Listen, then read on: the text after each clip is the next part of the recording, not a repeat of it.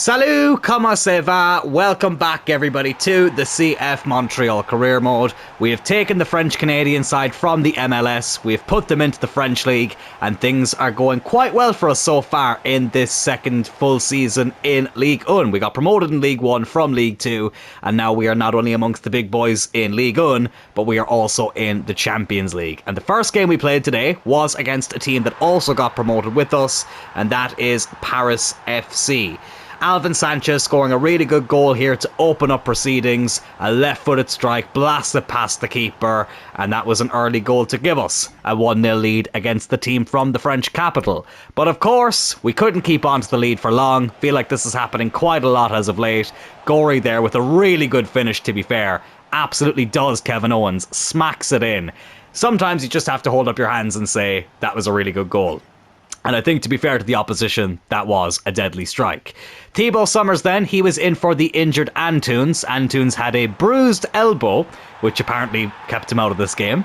Interesting. But Thibaut Summers was back in the starting 11, and he got his first goal of the season to put us back in front. For a second, I thought he hadn't put anywhere near enough power behind it. I thought the keeper was easily going to grab it, but thankfully it did trickle past him, and we regained the lead. Maurice Richard, the man who I really don't want to sell, but I have said if the stats don't improve, goal scoring wise and assist wise, it is a conversation we do need to have. But thankfully in this game, he had a really good performance, brilliant run there. Keeper saved the initial shot, but the follow-up was put in from the French Canadian himself, breaking out that ice skating celebration, which hopefully we will see a lot more this season. His first league goal of the season, which is great to see, and it gave us a 3-1 lead going into the second half.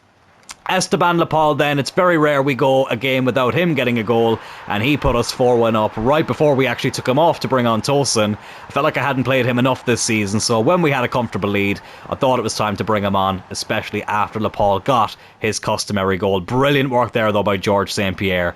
He has been on fire this season, our captain, and him and Lepal have developed a very, very good partnership. But again, we did concede straight away. Crasso here with another decent finish. Defensively though, Kevin Owens probably should have been a bit tighter to his man. We gave him far too much space, and they took full advantage of it and halved the deficit to 4-2. But to be honest, after this, it was pretty much plain sailing. Wasn't really an awful lot happening from the Paris point of view. And then Tosin did come on and get his goal. An assist there by Gray, the young Canadian winger who I handed a debut to in this game. Brought him off the bench for Thibaut Summers, and he marked it with an assist, and Tosin got his first goal of the season. And not only did he get his first goal of the season, he then got his first red card of the season. Absolutely took out the defender there. It was a straight red card, so he will be suspended for the next game. But look, it is what it is. Not a big deal. We get a 5-2 win here against Paris, and a perfect start to the episode. So it was Marseille up next, who were right below us in the league, so this was a pretty big game for us, and we performed really well in it too. This was actually one of our stronger performances, especially in the first half so far this season. George St. Pierre, after a brilliant ball by Alvin Sanchez, put the ball in the back of the net to give us a 1-0 lead. His 10th goal of the season now, I think, so into double figures already. What a season our captain is having. I'm very much looking forward to seeing his stats at the end of this campaign. I think he's up to 86 rated now as well, so he is absolutely flying it. Speaking of flying it, as is this man here, Esteban Lepal, GSP with the assist, Lepal with the finish. They are a deadly duo at the moment, and they're assisting each other as well. It's not just the number 10 assisting the number 9, it's the other way around as well, which I absolutely love. The interchanging between the two is absolutely fantastic, and they combined here again to give us a 2-0 lead. But then, a familiar face here on the channel, Ben Duac, or Doak, however you say it. He was a player we had in the Oxford United career mode in FC24. He pulled one back for Marseille here, completely against the run of play, but it is a decent finish as well, to be fair, from the former Liverpool player. Second half, it was a bit more even. I'm really annoyed they haven't shown it here. This is a late chance they had that I think was just wide, if memory has served me correctly. Yes, it just went over the bar.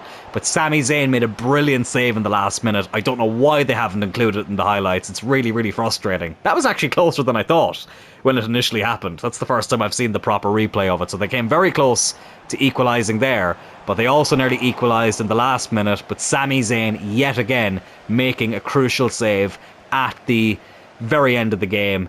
and saves another 3 points for us. He is having an elite season as well, our man between the sticks. Champions League game of the episode now, up against FC Basel. We won our first 2 games against Inter Milan and Bayer Leverkusen, home and away respectively, and it was another trip away from home, this time in Switzerland. Basel did take the lead though, Kevin Carlos with a really good finish here, and yes, we did use the highlights for this game here. Have to say that is a very good goal. Sometimes it's the aesthetic of the goal that is just really, really pleasing to look at. And even though it was the opposition that scored this one, I can really appreciate that finish. Really good goal there from Kevin Carlos. But thankfully, it didn't mean too much in the end. Second half, Thibaut Summers got his second goal of the episode and his first goal in the Champions League this season to level things up. And then Tolson came off the bench and scored this absolutely fantastic finish after a great ball by Chatelain in off the post. If Kevin Carlos's goal was good, this one was superb. 2-1 here, away from home in Switzerland. Our unbeaten run of the Champions League continues. I cannot believe this though. 3 games in, 3 wins, top of the Champions League table, punching above our weight and then some. But look, there's still 5 games to go here in the league phase. We do have some very tough opposition. The team just below us, Manchester City, we'll be playing them in our last league phase game. So not getting too ahead of myself yet, but I had to have at least one look at this table here whilst we were on top. Montreal having a great time in the Champions League so far. Back in Ligue 1 and back with yet another win in Ligue 1. Esteban Lepal here putting us 1-0 up against Lille, Lenny Yoro's former team as well. They were just below us in the league as well. We are in 4th, they're in 6th, but I think they were only 2 points behind us as far as I remember. And Esteban Lepal gave us the lead against the team that is currently chasing us. He wasn't finished there in the second half, 13 minutes to go. Dia here goes on a really good run, cuts it back, decent save by the keeper, but Esteban Lepal is never going to miss from there. 2-0 here against Lille, and 2 more goals for the main man up top. Made a good few changes here in our next game, which is away from home against 18th place Alger. Charles Mercier, he's only 74 rated. But bloody hell, he feels like a player who's about 10 ratings higher. He was absolutely magnificent in this game. He scored a very good goal to open up the scoring here. Beautiful strike. I'm saying it now. He is like the Belgian Juan Mata. He is absolutely fantastic. Really good hit there. He'd actually missed a really good chance just before this as well. So he was very, very lively in this game. And he proved that here again. 9 minutes after his first goal, he scored another one. And look at this for a finish. That is perfect placement there from Mercier. I tell you what, he had no mercy on Auger in this game. I'll see myself out. But anyways, that was 2-0. But of course, we did have to leave in one just before the halftime break. Marius Butler gets the better of Alvin Sanchez there. And a good strike from a very difficult angle. That made it 2-1. And I wouldn't say I was getting nervous here, but I was getting quite frustrated. I feel like a lot of the goals we're conceding are very, very avoidable. I'm still getting to grips with the formation, but I thought by now I would be able to avoid conceding stupid goals like that. But anyways, whatever. It didn't matter much in the end. Chatelain also getting his first goal of the season, his first ever goal for Club de Foot Montreal. Really, really good run there from the right midfielder. This man has a very bright future ahead of him. Beautiful strike there. 3-1 up at half-time. Plain sailing, so far at least. In the second half, though, it was a bit mixed. They had some chances, we had some chances, but they were the first ones to put the ball in the back of the net. I have to give them credit here. This is a very well-worked goal. Marius Butler with his second, and their second. Beautiful header over to the man who'd already scored one. And he pulled one back again for Auger and made the last 10 minutes very, very interesting. Then I made a few changes, strengthened things up a bit, and in the last minute, Esteban Lepal, despite only playing the final 10 minutes, still had the main say, or the major say of this game, and got the winner and gave us a 4-2 win here on the road. Our unbeaten run in the Champions League is still intact. Esteban Lepal with the only goal of the game against Sporting. I cannot believe how well we've done in the league phase, lads. 4 games in, 4 victories, and we're still top of the league table. I really don't know what to say. I was not expecting this in the slightest. Still though, 4 games left. We do have some difficult opposition to come up against, including the likes of Manchester City, so the job is not over yet, but we are in a very, very strong position in Europe's elite competition. And at last, after all those highlights, it is time for us to play our first full game of the episode.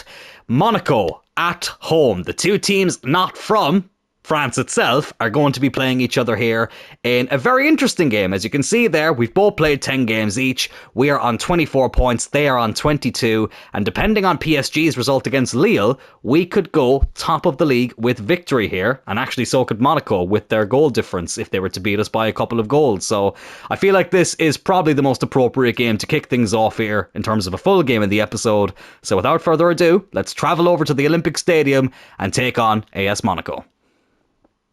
I know there was quite a few highlights there, but let's just say, lads, next week there's probably going to be one less episode because there is a certain European final happening on the Wednesday, and I am either going to be in great form afterwards, or I'm going to probably not want to even look at a football for the next 6 months. So yeah, there will be one less episode next week because of the Europa League final. So I wanted to make sure we progressed through a good bit of the season, just so we're not stagnating the series because of real life football events. But this is a big game here against Monaco. As I said, two of the teams in the league who aren't actually from the country of France, but do play in the French league, the French Canadian side, and the French Principality. Very much looking forward to this one. The winner could go top of the league depending on other results, and let's hope it is us. We are already top of the Champions League table, which I'm still quite stunned about. And it's not like we've had easy opponents. You know, like Sporting were probably the Basel were probably the easiest opponent on paper. And that's still a tough away trip, so very, very pleased with that. But as we saw in the Celtic career mode, I remember we did really well in the league phase in our first season at Celtic Park, and we immediately got knocked out when we got into the last 16, so I do have to be aware that that can happen, and I also have to be aware there's 4 games left in the Champions League phase, and the second full game will be our next Champions League game, which is away from home against Roma. Just feel like that would be an interesting fixture. Not actually sure where they are placed in the Champions League table, but we will have a look after this game. But now we focus on Monaco, and we're on the attack here with Maurice Richard, over to Chatelan, and now Siddiqui, who has a decent attempt there. I think that's Kepa in goal. No, it's not. It's the other Arrizabalaga. Currently plays for Bilbao in real life, who Manchester United knocked out of the Europa League semi-final.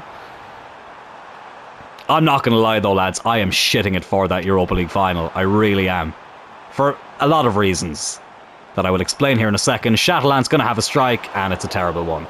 The first reason being, of course, winning the Europa League would get Manchester United into the Champions League. And secondly, nobody, and I mean nobody, wants to be the first team to lose a final to Spurs since 2008. That would just be the ultimate, the ultimate memeable moment in football.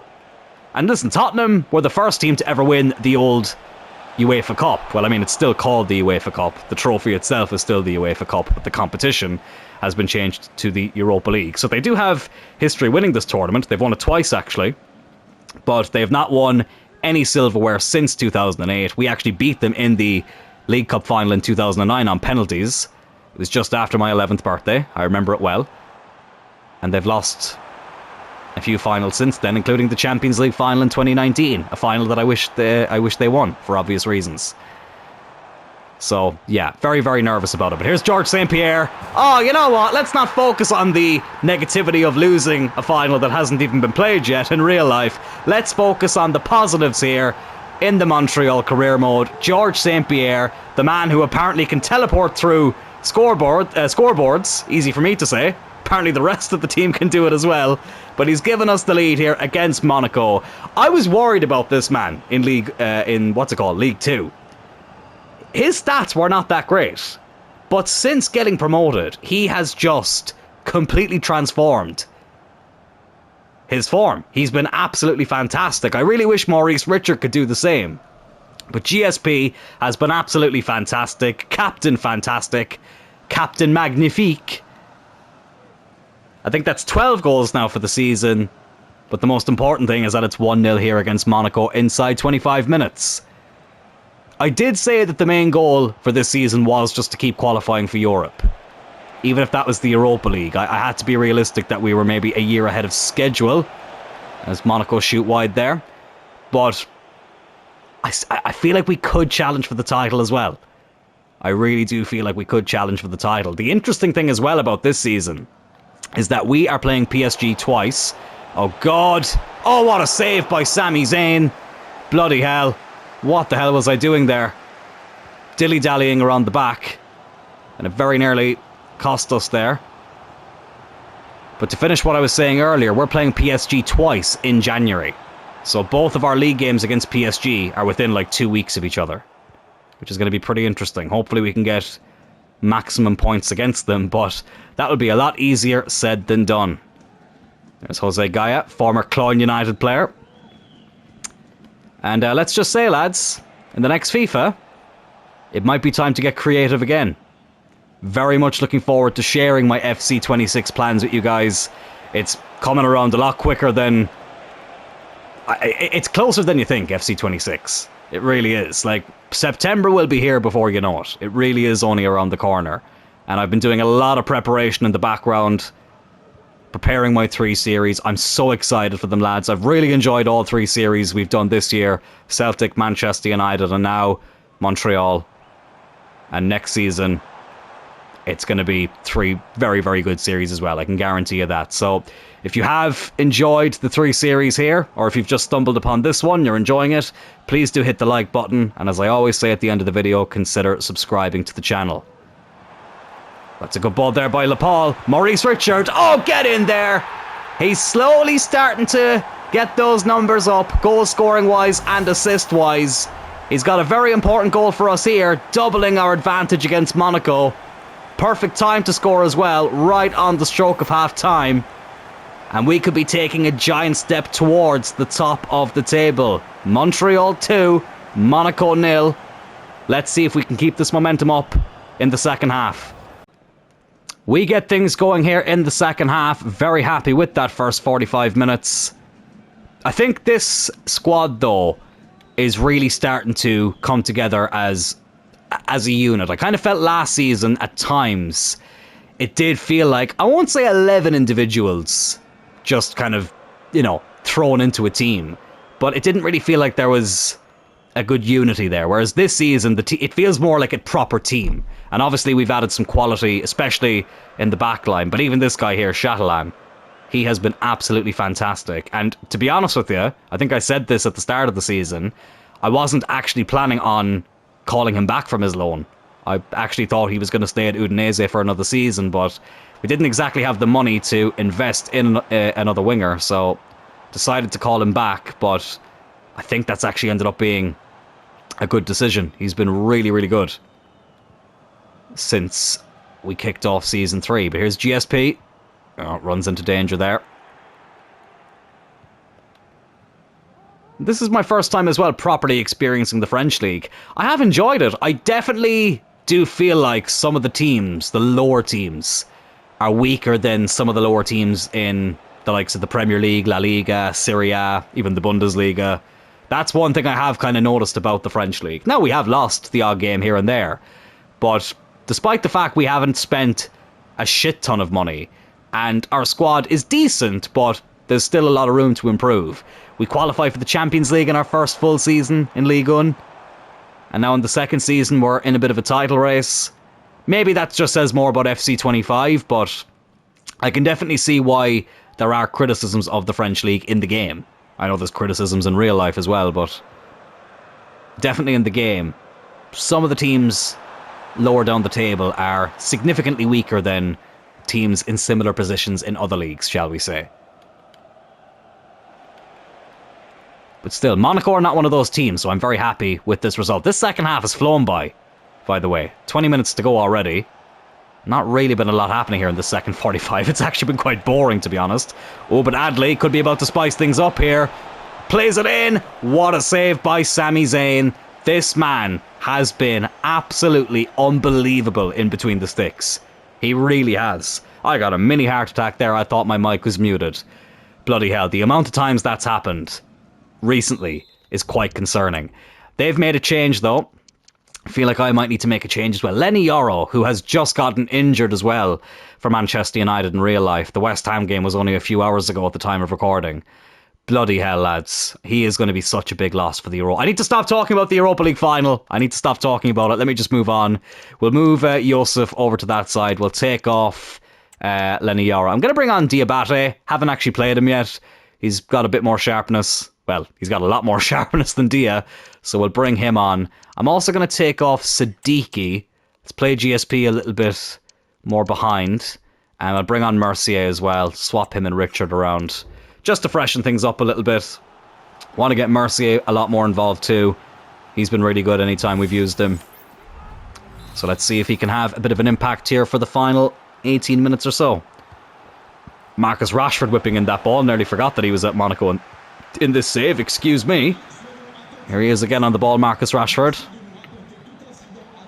Oh, that's a good ball in. Oh, get rid of it. Kevin Owens manages to deal with it. Here's Yusuf now. Over to Chatelan. Come on, let's get this third goal. Let's kill off the game. Here's Mercier, fresh off the bench, but gets intercepted before he can play in Lapal. Oh, and they're in again here. Oh, no. Good strike. But good attempt at a strike, I should say, but a good block by Kevin Owens. And now GSP looking for the ball over the top. Half hesitated, though. Lapal probably would have ran into an offside position anyway. But we still have it with Antunes. Lapal, square it for him. Just didn't make the run that I thought he was going to make. And they regain possession. Clock is ticking down though. Monaco running out of time. We edge closer to a victory and hopefully a clean sheet as well. A clean sheet would be very, very... I would very happily accept it, but I've probably just jinxed it now.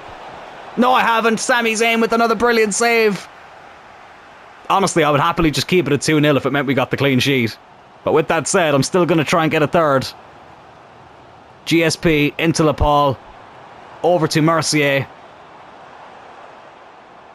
Oh, I tell you what, Lapal says merci for that pass. And he blasts it in to the bottom corner. 3-0 here. That completely seals it. It's very rare that Esteban Lapal goes a game without a goal. And today, he will be getting that goal. 3-0 here in the 89th minute. You know what? Let's just bring on some players just to give them an appearance. Carpentier can come on. Haven't played him in a while. Let's bring on Tosin. Lapal's got his goal now. He can come off. Antunes is a little bit tired. But you know what? Katessa can come on. Don't actually know if I've played him yet this season. We've mostly been playing Antunes and Summers there. So we'll give him an appearance. Really good finish there by Esteban Lapal. He is leading the goal scoring charts again for us. Haven't actually looked at the Ligue 1 charts yet, but I'd be very surprised if he wasn't the top scorer. And hopefully he's the top scorer for the team top of the table. We will look at that again once this game finishes. Not a great ball there. We'll head it back to Sami Zayn. He'll get that in his grasp. And the referee will blow the full-time whistle. CF Montreal 3, AS Monaco 0. 3 points, 3 goals, a clean sheet. Are we top of the league? Let's have a look. Well, we are not top of the league. PSG did win their game, which was actually against Marseille. I could have swore it said it was against Lille. Bloody hell, is my memory after getting that bad? Maybe I was looking at the wrong date of results or games coming up. But anyway, regardless of that, we are not top of the league, but still second place after 11 games, only 1 point behind PSG. If you'd offered me this at the start of the season, I definitely would have taken it. You know what? I actually think this might be the first time I've ever gotten an offer for Lapal. Genuinely, I don't actually remember ever getting a transfer offer for our main man up top until now. Red Bull Salzburg have offered 30.6 million. The chief executive is saying we can get somewhere between 28.5 and 41.5. But obviously, I'm going to be rejecting this. I'm not going to block offers though. Even though I have no intention of selling Esteban Lapal, I am intrigued to see how many offers we may get for him this season. We stay on the winning path here in the league though against 17th place Saint-Etienne. George St. Pierre from the penalty spot gave us the lead there, rifled that one into the top corner. Nothing the goalkeeper was ever going to do about that. Maurice Richard missed a chance just before this, so I was tempted to put him on penalties, but anytime I put Maurice Richard on a penalty, he misses. So I thought we'd stick with GSP, and thankfully it turned out to be the right decision. And then Noah Siddiqui scored what was actually his first goal of the season. Normally we concede the opposition's player's first goal of the season, but Siddiqui is the one who opens up his account here, doubled our advantage, and it did end up being enough to give us the 3 points. But not before Saint-Etienne did get one back, tried bringing the goalkeeper out here. Yeah, it didn't work. He was never going to miss that chance, but thankfully it didn't mean anything in the end other than it was a scamp consolation and we get another 3 points on the road. But now it's time for the final game of the episode here in the Italian capital of Rome as we take on AS Roma on match day 5 of the Champions League, where we have been absolutely fantastic so far. A non-European team dominating European football. And you know what, if it was going to be any city from outside of Europe to do it, of course it would have to be the great city of Montreal. One of the most European-esque cities to not be actually within the continent of Europe. And now we come here and take on the Conference League winners of 2022 and Europa League runners-up in 2023, Roma. Remember when Roma were not licensed in the game? That was really annoying. Oh, that's why I hate the Italian League in this game. Not because it's Italy or there's anything wrong with Italy, simply because of the amount of teams that don't have their licenses. Blame eFootball for that, honestly. But as you can see there, they do have Sadio Mane in the team. When I looked at the predicted 11, or the probable lineup, whatever the hell you want to call it, he was on the bench, but they are starting him here. So let's hope we can keep him quiet. No quick hat-tricks or anything like that. But we kick things off here, still unbeaten, a 100% record in this tournament. And I would love to keep that going here. And it would be brilliant to qualify for the last 16 before we play the last couple of games, because that's when the games get even tougher. I think Manchester City is our last game. Yeah, that's our last game of the league phase. I would love to go into that game knowing we've already qualified. That would be great. But we'll focus on that then. Let's focus on Roma for now. Here's George St. Pierre, our captain. Good run there. Has the shot, but a good save by the keeper. Is that still Svilar in goal? I think it might be. Roma are playing a similar enough formation to what we're playing. Here's Dybala. And now Schick. Up against Kevin Owens. I'm trying to switch bloody player there and it wouldn't let me do it. It's a good strike as well. But Sami Zayn palms it out for a corner, which Paulo Dybala will go over and take. Nearly called him Pablo there for some reason. World Cup winner. Whips in the ball here. Headed away. Schick. Oh, that's a good strike as well. Was that DePaul? Didn't quite see who struck that, but whoever it was, it did test Sami Zayn between the sticks. Oh, Siddiqui. Oh, he's done well there to win that back. I was just about to say he lost the ball in a dangerous position, but he recovered really well. Lepal now. Over to Richard. The Rocket Man has a go, and it is Svilar in goal. And it was a pretty easy catch for him. Probably shouldn't have taken the shot from where I did. Not going to blame Richard for that. That was my bad. And Dybala is the player to watch. A man who I used to love using in career mode back in the day. It's a shame he ain't a French speaker. Would love to have him in this career mode as an option. Feel like he'd do really well too. And that has been a challenging aspect of this career mode, but I've really enjoyed it. Only be able to sign players from French-speaking countries. And I'm trying not to pick the same countries too much, but it is difficult. Obviously, France is going to be the main one. Belgium have a lot of great players too. Canada, obviously, have some decent talent. But I am trying to look in some of the more obscure countries as well, but they just don't quite have the talent, which is why I'm really trying to utilise the Youth Academy. So hopefully we can find a few more gems from there. But I will be checking every season. I go through every single French-speaking region and country right at the start of the season, I should say. Free agents, not transfer listed players, but players who are already playing for clubs, players who aren't free agents, I suppose. I am looking at every single one in every single position from every single country. So don't you worry about that. Oh, Lepal. Good cut back there by Richard. But the strike does go wide of the post. And he did scuff that one a little bit. Didn't test Svilar in the Roma net. Half an hour in here, still 0-0. Aymeric Laporte, he's returned from his Saudi Arabia adventure. And now playing here in Italy is Sadio Mane, who they have given the number 7 shirt to.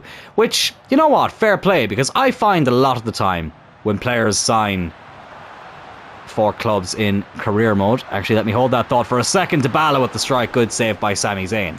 They don't give them proper squad numbers. Like, I have seen, I don't think it was in FC25, I think it was FC24. It was in my Villa career mode. Mbappe actually did sign for Real Madrid in that career mode as well, before he had signed in real life. He was wearing number 38. How the hell does that happen? I just don't get it.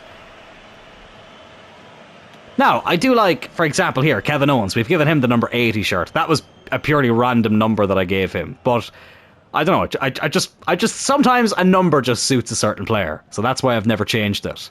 I do like when players have unique numbers, and we do see that a lot in Italy as well. But players like Mbappe shouldn't be wearing number 38. Just looks wrong.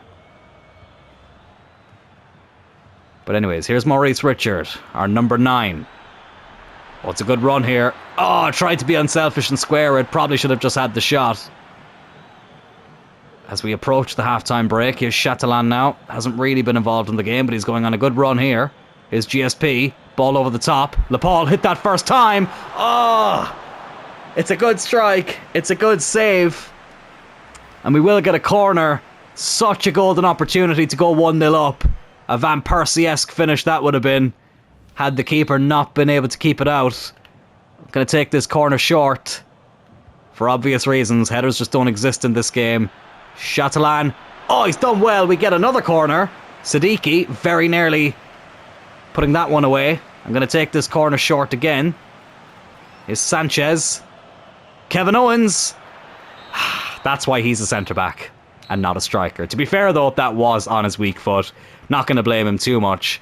But 0-0 here at the halftime break. Both teams have had chances, but the deadlock is yet to be broken. Let's hope that deadlock can be broken here in the second half. Although a draw is not the worst result. Listen, 4 wins and a draw from 5 games in the Champions League group phase, or league phase, whatever the hell you want to call it. I would gladly accept. There's a good tackle there. I still don't like how you have to say Champions League phase. Like, having to say the word league twice just sounds wrong.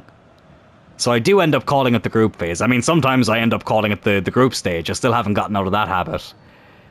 I wonder how long it's going to last, though, this new format. I mean, people mightn't be old enough to remember the 2 group stages. Back in the day, there was the first group stage, and then if you got through that, you went into a second group stage. So it was 12 games to get to the quarterfinal. It's crazy. I wonder will they ever bring that back. It'll be very interesting to see. That's a great ball by GSP. Maurice Richard with a good strike. Just beats the post. He's been very lively though today. Maurice Richard unable to test the keeper that time, but it wasn't overly far away. Svilar will take the goal kick. Here's Laporte now. Over to Sula. We've got a good team, Roma. They were 14th in the league phase, so not doing terrible. But not in the top 8 either. But I did kind of expect them to be in and around there. Especially when I saw their team. I thought, yeah, that makes sense for them to be kind of mid-table-ish in this format. I just think the first few games, whether it's Champions League, Europa League or Conference League in this new system, it just doesn't feel like there's a lot of jeopardy. Whereas in the group stage, it just felt like every result mattered. Like if you lost the opening game in the group, okay, you have 5 games to make up for it, but if you lost that first game, or even drew that first game, it really, really put the pressure on in the second game. Whereas as we saw in the Europa League this season, I mean, United, for example, we drew our first 3 games and then won 5 in a row and ended up coming 3rd in the league phase. So it just kind of feels like the jeopardy isn't necessarily there. You can finish 20th and still get through to the next round. Okay, you have to play an extra round, but still. I just think the jeopardy is not what it used to be. You know, I mean, in the group stage, if you didn't finish in the top 2, you either ended up in the Europa League if you came 3rd, or out of Europe altogether if you finished bottom of the group. I think that is something that will be missed. Ooh, in this new format, Lepal, I thought he was going to win a penalty there for a second. Ended up getting the shot off. Keeper kept it out. So frustrating here. We haven't had too many 0-0s in this series, though. So this would be a rarity. Antunes unable to play that off. I feel like we will have to make some changes here in a second. Let's hope we're not making these changes at 1-0 down, though. That's a good tackle. Really good tackle there by Kevin Owens. Maurice Richard looking for Lepal. Just couldn't find him. Oh, my God. And here they are now with Sadio Mane. Oh, it's a good tackle again by KO. Absolutely fantastic. Chatelan with a great ball. Esteban Lepal. He's going to have a go. Oh, what a finish from Esteban Lepal with 8 minutes to go. Have we snatched the 3 points here in Rome? At last, we break this deadlock. And it's the main man up top, Le Goal, Lepal, with the beautiful strike. Svillar, who's had such a good performance, he wasn't going to be able to keep that one out. It's a really good ball too. I think it was by Richard. And the finish is sublime as well. Oh, 8 minutes left, 1-0 up. Let's make some changes. Lenny Yoro and Kevin Owens are both a bit knackered, so I'm going to put Yoro there. No, you know what? I'm actually going to keep them on. Fuck it. I can just rest them in the next game. Summers I will bring on there on that left-hand side. I'm going to drop GSP back a little bit. Mercier is going to come on as well. Just feel like he's a little bit better at holding onto the ball. And yeah, that's all we'll do for now. And this is also going to run down the clock a bit too. 5-5 though in the Champions League for Lepal. He's loving life in this competition. To think I was worried about him in Season 2. What was I even worried about? Silly old me. Mane is coming off. The manager not very happy with him at the moment. And I tell you what, he won't be happy if the result stays like this, or if the scoreline stays like this, I should say. But we will be absolutely thrilled. Here's Schick though. Oh, do not concede straight away, please.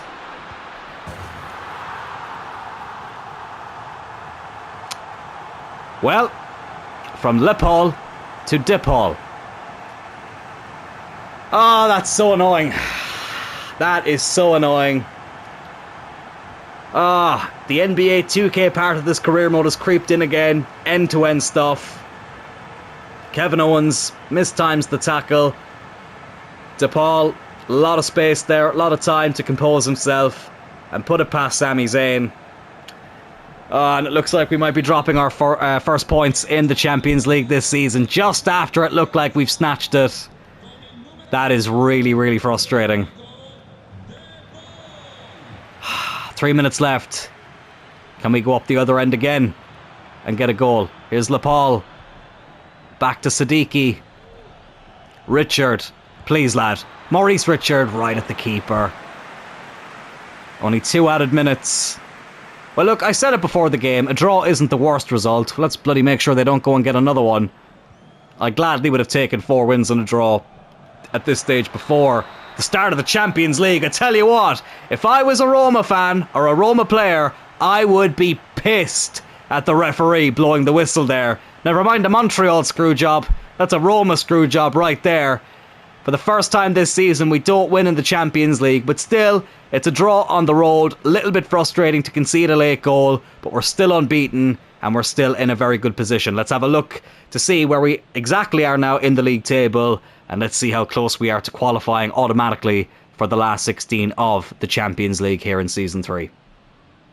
That draw against Roma, we do drop down to 4th place here in the league table of the Champions League, but still, I can't complain. I'm very, very happy with that. I mean, my goal was just to finish in the top 15, so to be 4th on 13 points, unbeaten, with 3 games to go in this league phase, I would have snapped your arm off that at the very beginning. Level on points with Milan, Liverpool and Napoli ahead of us, and 3 points ahead of Atletico. They're in 8th place. Arsenal also on 10 points as well in 9th. Actually, a good few teams on 10 points, all the way down to Villarreal in 12th. So we are in a very good position to qualify. In terms of the league table, We are in second place, still 1 point behind PSG. But again, though, I'm really, really pleased with that. Our defence isn't much worse than theirs either. We've actually got a better attack also, and we will be playing them in the next couple of months in Game 2. And as I said earlier, we have 2 games against them in the space of about 2 weeks. So if we can get a couple of results against them there, who knows? Maybe we can go on and win the title this season. But lads, that will do it for this episode of the Montreal Career Mode, and that will also do it for any episode of the Montreal Career Mode as well this week. Thank you all so much for tuning in. If you did enjoy this video, please hit that like button. Consider subscribing to the channel as well if you are enjoying this series. We are getting closer and closer to 600 subscribers. I would love to hit it before the release of FC26, so please do consider hitting that button if you are enjoying the series. Have a great weekend, everybody. Au revoir and take care.